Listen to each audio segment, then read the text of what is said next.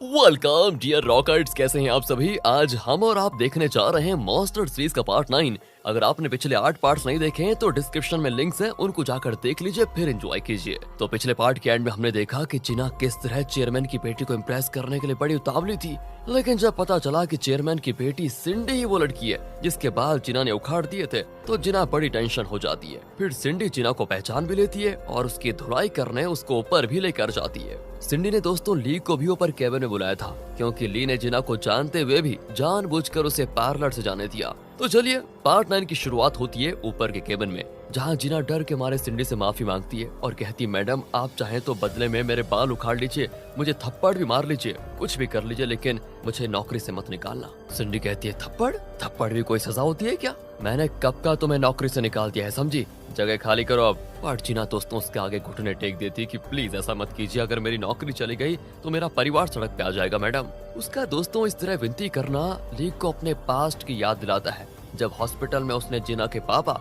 यानी हॉस्पिटल के security guard को नौकरी से निकाल दिया था। तब उस दिन उन्होंने भी ली के आगे इसी तरह घुटने टेक दिए थे। ली बहुत ही शर्मिंदा होता है कि मैं कभी कितना बेरहम हुआ करता था। वो सिंडी से कहता है कि आप इसे जॉब से निकालेंगी तो आप ही बदनाम होंगी। अच्छा, इसे नौकरी से निकालूंगी तो मेरी बदनामी क्यों होगी? ली कहता है कि इसे देखिए जरा, एकदम पागल लगती है ये। अगर इसने गुस्से में सोशल मीडिया पे पोस्ट कर दिया तो आपका सर शर्म से नीचे हो जाएगा। लोग क्या कहेंगे? कहेंगे कि एक मामूली से कर्मचारी ने चेयरमैन की बेटी के बाल उखाड़ दिए। बताइए। जिना सोच में पड़ जाती है कि अरे इसने तो मुझ पर पागल का लेवल लगवा दिया। पर सिंडी कहती है, हाँ ये बात भी सच है, तुम ठीक कहते हो। सुनो लड़की, ये तुम्हारी फर्स्ट एंड लास्ट वार्निंग है, आइंदा मेरे साथ ऐसा करने का सोचा भी तो चुटिया कटवा दूंगी। Okay madam, thank you. ये कहकर दोस्तों वो फिर सिंडी के पैर पकड़ने जाती है, लेकिन ली उसे उठा देता है कि ओवर एक्टिंग मत करो। सिंडी पूछती है कि एक बात बताओ, तुम दोनों डेट कर रहे हो क्या? ली कहता है, अरे ये क्या कह दिया आपने, डेट और इसे? मैं पागल थोड़ी ना हूँ। इस तरह दोस्तों ली जिना को बचाने के लिए उसको चिढ़ा भी देता है। अब सिंडी जिना से कहती है, देखो मेरे बारे में इंटरनेट पर कुछ मत लिखना वरना बहुत बुरा होगा, कहकर वो दोनों को भेज देती है। बाहर आकर जिना ली से कहती है, मुझे तुमसे अकेले में बात करनी है अभी। अब दोस्तों ली को लगता है कि मैंने इसकी नौकरी बचाई, जरूर मुझे थैंक यू कहने के लिए बुला रही होगी। तब दूसरे रूम में जाकर जिना कहती है, मेरी नौकरी बचाने के लिए तो पहले शुक्रिया, और तुम मुझे वो $20,000 कब दोगे ये बताओ। ओह, तो इसीलिए अकेले में मिलना चाहती थी। जिना कहती, प्लीज मदद करो यार, मेरी फैमिली की सिचुएशन जरा खराब है, मैं सूद समेत तुम्हारा पैसा लौटा दूंगी तुमको, पक्का? ठीक है, तुम अपनी फैमिली के लिए मांग रही हो इसलिए दे देता हूँ, पर मुझे सूद नहीं चाहिए। 2 महीने के बाद हर महीने मुझे $1,000 देती रहना, 20 महीने में पूरे हो जाएंगे, ओके? और दोस्तों जिना को ये डीलिंग पसंद आ जाती है और कहती है, थैंक यू। अब इनकी बातें सुनकर एंड्रयू को लगता है कि सिर्फ 20,000 के लिए ये इतना स्ट्रगल कर रही है। दूसरी ओर नाथन जेजे को काफी सुनाता है कि तुम कैसे लॉयर हो, केनिया मेरे खिलाफ कोर्ट में कंप्लेंट करने पर उतर आई हो और तुम तमाशा देखते रहे। मैंने तुम्हें इस केस से बाहर निकाल दिया है और आगे से ये सारा केस मोजो देख लेगा, कहकर दोस्तों वो इस केस को मोजो को सौंप देता है। जेजे कहता है, ये सब कुछ चल क्या रहा है, मेरे साथ इतना खराब बर्ताव क्यों कर रहे हो तुम? अब नाथन उसे कुछ फोटोज दिखाता है जिसमें किमी और केनिया साथ होती हैं। नाथन कहता है कि तुम्हारी वाइफ किमी उस औरत के साथ मिली हुई है जो मुझे जड़ से उखाड़ कर फेंकने पे तुली हुई है। जेजे दोस्तों उसके जवाब में कुछ नहीं कह पाता और यहाँ दिखाते हैं रोशी को जो शूटिंग प्रैक्टिस कर रही होती है। तब उसका साथी जिसका नाम जेरार्ड है वो कहता है, डोडो ग्रुप को कहाँ से फंडिंग मिल रही है इसका पता लगाना जरूरी है, तुम इस पेन ड्राइव को वहाँ के सिस्टम में प्लग इन कर दो, सारा डेटा अपने आप इसमें कॉपी हो जाएगा। दोस्तों रोशी भी पेन ड्राइव लेकर ऑफिस जाती है और वहाँ के एक सिस्टम में उसे प्लग इन करती है और डेटा कॉपी होना शुरू हो जाता है। बाहर एक नोटिस भी होता है जिसमें साफ पता चल जाता है कि नाथन का मसन केमिकल्स नाम की कंपनी के साथ टाई अप है। रोशी उस डॉक्यूमेंट की फोटो भी ले लेती है और जेरार्ड को कॉल करके बताती है कि कुछ फाइल्स ही एक्सेस नहीं कर पा रहा है, पर जेरार्ड कहता है कि तुम कैसे भी करके सारा डेटा एक्सेस कर लो और मामले की तह तक पहुंचने की कोशिश करो। यहाँ से ली को दिखाते हैं जो पैनी के साथ बात कर रहा है। ये लोग भी दोस्तों इसी रिसर्च में लगे हुए हैं कि नाथन को फंडिंग कहाँ से मिल रही है। तब इन्हें भी मसन केमिकल्स के बारे में पता चल जाता है। उस कंपनी के कार्सिनोजन को अपने प्रोडक्ट्स में यूज करके नाथन बहुत सारे पैसे कमा रहा है, और उतना सारा पैसा जो कि काला धन है उसे वो कहाँ छुपा कर रखता है, ये बात बहुत सोचने वाली है। और उन पैसों को वो कैसे खर्च करता है, इन सारे सवालों के जवाब दोस्तों इन्हें ढूंढने होंगे। दूसरी ओर नाथन को दिखाते हैं कि वो इन पैसों का करता क्या है। असल में वो अपने नीचे काम करने वाले लोगों को जो कि इलीगल बिजनेस करके उसे मुनाफा दिलाते हैं, उन्हें वो बहुत सारा पैसा देता है। एक रात की गैम्बलिंग में ही वो लगभग 1 बिलियन खर्च करता है। वो कई लड़कियों को डेट करता है और उन्हें कीमती चीजें भी गिफ्ट करता है। यही नहीं, इसके प्रोडक्ट से जिन लोगों को कैंसर होता है ना, उन कैंसर पेशेंट्स का ये फ्री ट्रीटमेंट करवाता है ताकि सब इसे भला आदमी समझे और किसी को पता ना चले कि ये कैंसर इसी की वजह से हो रहा है। मतलब इसके प्रोडक्ट्स कितने खतरनाक हैं ये किसी को पता ना चले, और किसी भी हालत में वो कैंसर पेशेंट्स इसके खिलाफ अपना मुंह न खोले। यहाँ ली और पेनी उस हॉस्पिटल में जाने का फैसला करते हैं। दूसरी ओर एक और हॉस्पिटल को दिखाते हैं जहाँ नाथन के प्लांट के वर्कर को जो कार्सिनोजन गैस के टैंक फटने से घायल हो गया था उससे एडमिट किया गया है। अचानक उस आदमी का हार्ट बीट रुक जाता है। डॉक्टर पूरी तरह घबरा जाता है क्योंकि अगर बाहर बैठी केनिया और किमी को पता चल गया तो न सिर्फ डॉक्टर फंसेगा बल्कि नाथन और उसकी सारी काली करतूतें सामने आ जाएंगी। इसलिए वो तुरंत सारे स्क्रीन्स बंद करवा देता है। फिर वो एक इलेक्ट्रिक शॉक के जरिए उसका हार्ट बीट वापस लाने की कोशिश करता है, पर बात नहीं बनती। बाहर तो ये लोग दरवाजा पीटने लग जाते हैं कि डॉक्टर क्या छुपा रहा है हमसे, उस आदमी को हुआ क्या। डॉक्टर भी टेंशन में नाथन को कॉल करके कहता है कि वो वर्कर मारा गया। अब यहाँ नाथन परेशान हो जाता है और कहता है कि किसी को इस बात की कानो कान खबर नहीं होनी चाहिए और तुम चुपचाप उसकी लाश को डोडो ग्रुप के हॉस्पिटल में भिजवा दो। डॉक्टर भी उसे इमरजेंसी एग्जिट से बाहर निकलवा देता है। दोस्तों तब केनिया, किमी और उस मृत वर्कर की वाइफ और उसका भाई अंदर आते हैं। वो पूछते हैं कि उस वर्कर को कहाँ लेकर गए आप लोग।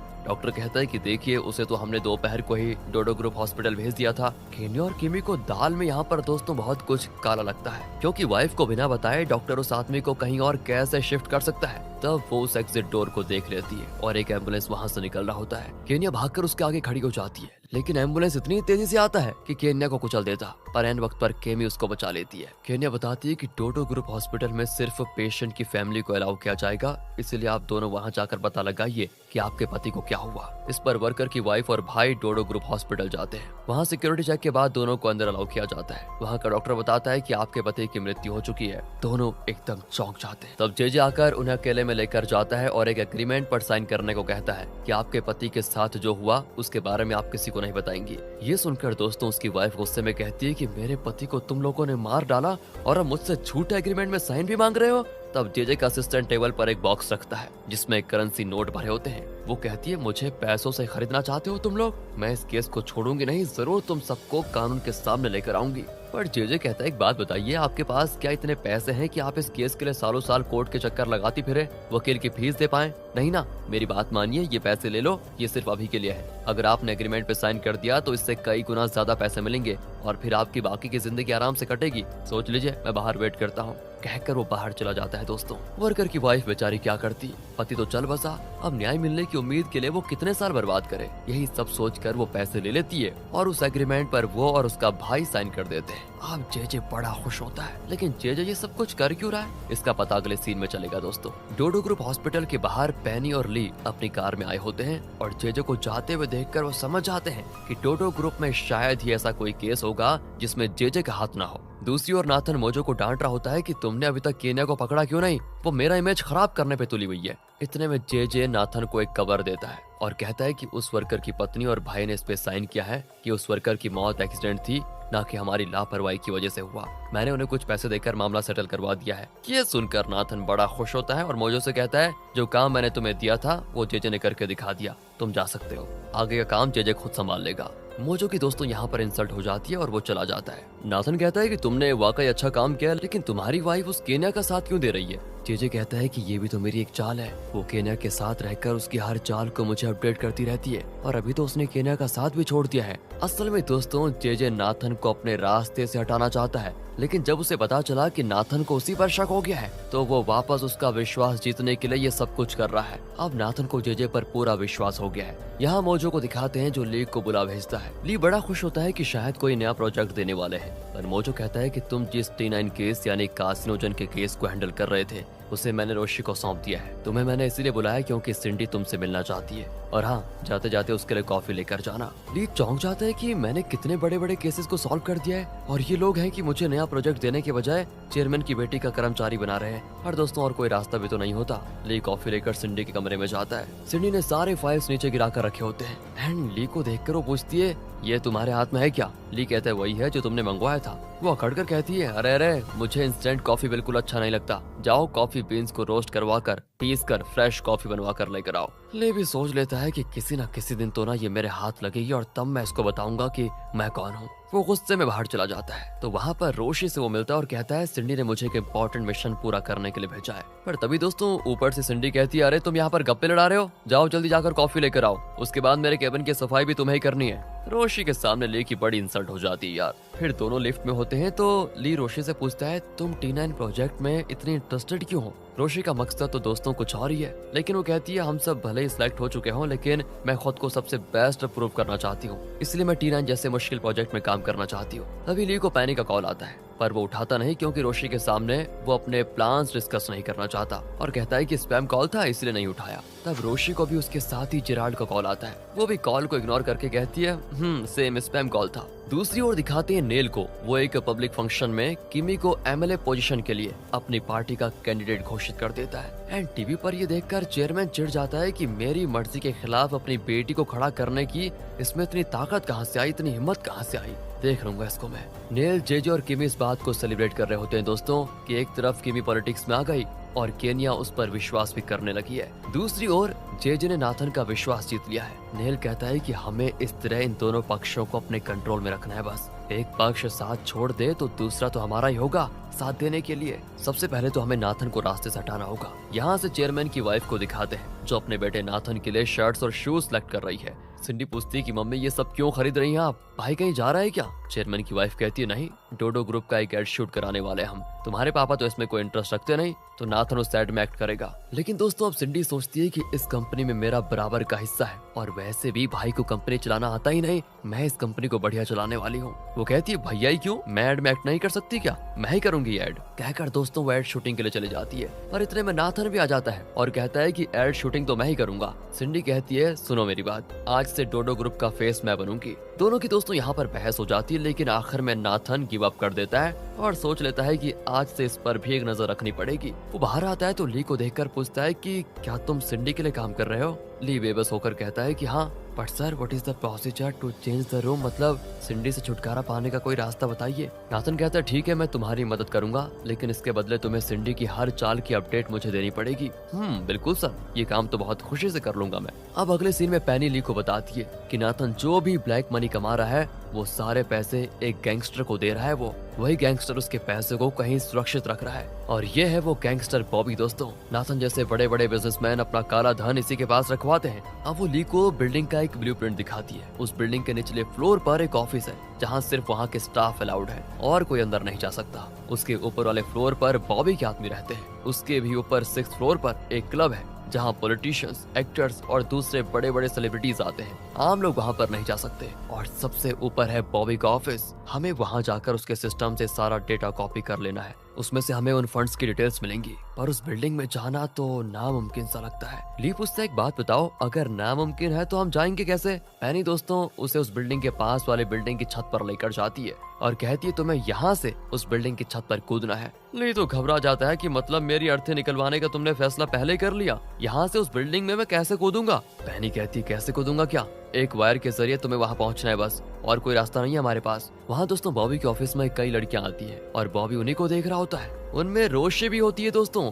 लगता है जरूर वो भी ली की तरह बॉबी के सिस्टम से डेटा कॉपी करने आई है। दूसरी बिल्डिंग से ली और पैनी देख रहे होते हैं कि बॉबी कब अपने ऑफिस से बाहर निकलेगा और कब ली वहाँ जाकर अपना काम तमाम करेगा। पर बॉबी कमरे में यहाँ वहाँ घूमता है, फिर अपना सेफ खोल कर देखता है, लेकिन बाहर जाने का नाम नहीं लेता। आखिर कुछ देर के बाद वो कमरे से बाहर चला जाता है। तो अब ली के जाने का वक्त आ गया है, लेकिन वो बड़बड़ाने लग जाता है कि मुझे ऊंचाई से डर लगता है, मैं नहीं कर पाऊंगा ये। पर दोस्तों पैनी का असिस्टेंट एक वायर शूट करता है जो दूसरे बिल्डिंग पर जाकर फिक्स हो जाता है। ली तो डर डर कर वायर के जरिए किसी दूसरी बिल्डिंग पर जाकर गिर पड़ता है। पैनी पूछती तुम्हें चोट तो नहीं आई ना? अरे ली चिढ़कर कहता है कि चोट लगी भी होगी तो तुम वहाँ बैठी कर क्या लोगी, बड़ी आई मेरा हालचाल पूछने वाली, कुछ नहीं हुआ मुझे, मैं ठीक हूँ। अब वो बताती कि सुनो मेरी बात, साइड में एक वेंट है जिसके जरिए तुम डायरेक्टली उसके ऑफिस में पहुंच सकते हो। ली भी वहाँ पर जाता है दोस्तों।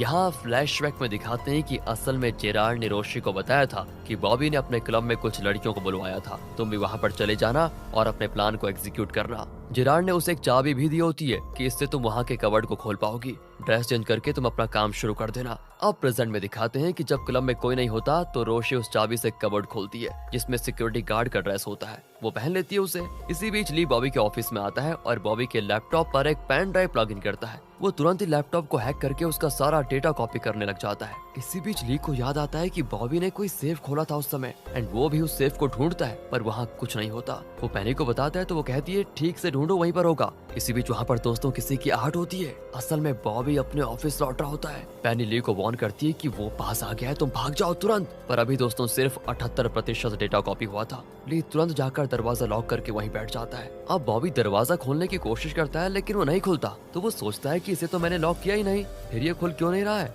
लगता है जाम हो गया है। उसके आदमी कहते हैं कि दरवाजा तोड़ देते हैं सर, पर वो कहता है पागल मत बनो, दूसरी चाबी नीचे है, जाकर लेकर आओ। अंदर तो बेचारा ली टेंशन में बैठा होता है कि बस क्या होगा मेरा, कुछ ही सेकंड्स की बात है, बस पूरा डेटा कॉपी हो जाए तो काम हो जाए। इतने में बॉबी का आदमी दोस्तों चाबी ले आता है और ठीक उसी वक्त अंदर 100% डेटा कॉपी हो चुका होता है। वहाँ ली बड़ी टेंशन में होता है तो यहाँ हमें टेंशन होने लग जाती है कि ली पकड़ा ना जाए। वो जल्दी जल्दी पेन ड्राइव निकाल कर लैपटॉप को उस तरफ घुमा देता है जैसे वो पहले था। फिर वो स्विच बॉक्स पर पानी फेंक देता है जिसकी वजह से शॉर्ट सर्किट हो जाता है और पावर हो जाती है कट। और उसी वक्त बॉबी दरवाजा खोलकर अंदर आता है। वो मेंटेनेंस वालों को डांटने लगता है कि पैसे तो 1 तारीख को ले लेते हो चोर कहीं के, पर काम ढंग का नहीं करते। तभी वो देख लेता है कि ऊपर वेंट खुला हुआ है। वो समझ जाता है दोस्तों कि कोई अंदर आया है और कहता है जो भी है चुपचाप सामने आ जाओ वरना शूट कर दूंगा। टेबल के पीछे दोस्तों ली बैठा होता है। टेबल के पीछे ली को बैठा देखकर वो हंसता है कि फंस गए ना, अब मैं तुम्हारे टुकड़े टुकड़े कर दूंगा। ली उसे मुक्का मारकर बचने की कोशिश करता है। बाकी लोग उसको पकड़ लेते हैं लेकिन ली बहुत बढ़िया फाइट करता है। आखिर उसने कुंफू कराटे की ट्रेनिंग जो ले रखी थी,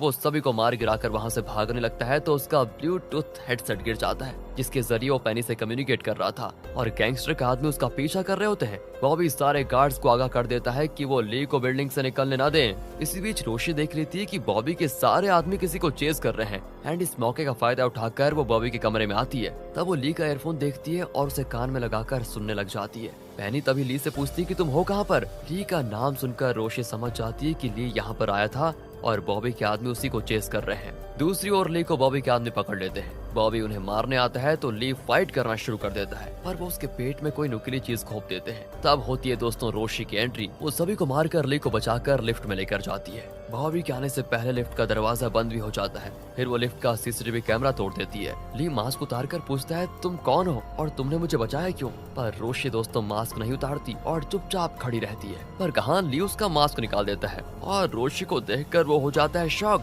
यहाँ पर होता है पार्ट 9 का दी एंड। इंतजार कीजिए पार्ट 10 का। पर कैसी लग रही है आपको ये सीरीज, कमेंट से बताइए यार। ये कहानी और भी इंटरेस्टिंग होने वाली है आगे के पार्ट्स में, इसलिए कोई भी पार्ट मिस मत कीजिए। और आगे के पार्ट्स देखना चाहते हैं तो सीरीज की वीडियोस को लाइक और ज्यादा से ज्यादा शेयर कीजिए। और हाँ, चैनल को सब्सक्राइब तो करना बनता ही है। मिलते हैं अगली वीडियो में, ध्यान रखिएगा अपना। फाइनली